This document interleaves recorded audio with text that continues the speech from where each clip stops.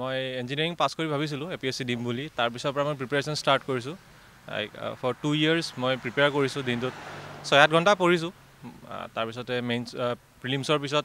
10-12 ঘণ্টালৈকে পঢ়িছোঁ যথেষ্ট কষ্ট কৰিছোঁ কষ্টখিনিয়ে মূল্য পাইছে so' I am actually very happy প্ৰথমতেতো মা দেউতাকে দিম মা দেউতা বহুত বেছি হেৰি কৰিছিলে বহুত বেছি ইনস্পায়াৰ কৰিছে বহুত বেছি ছাপৰ্টো দিছে আই এম ৰিয়েলি থেংকফুল মই মোৰ নাম মৌচুমী নাথ মোৰ সদ্যভৱিত অসম লোকসেৱা আয়োগৰ 2022 বৰ্ষৰ সংযুক্তমূলক পৰীক্ষাত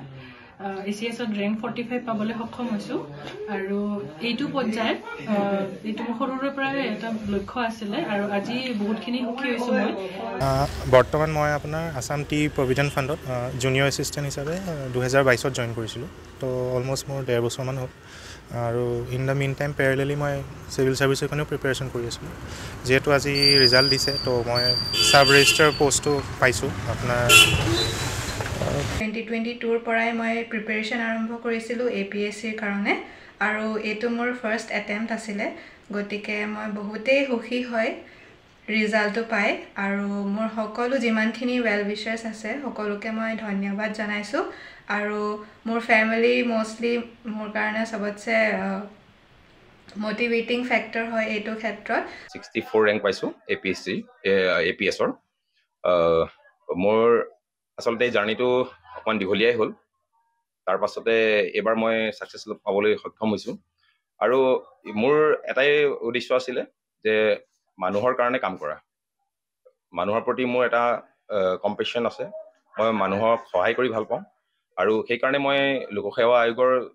ছাৰ্ভিচৰ কাৰণে মই ট্ৰাই কৰি আছিলোঁ আগৰ পৰাই মোৰ নাম মৌচুমী নাথ মোৰ সদ্যভৱিত অসম লোকসেৱা আয়োগৰ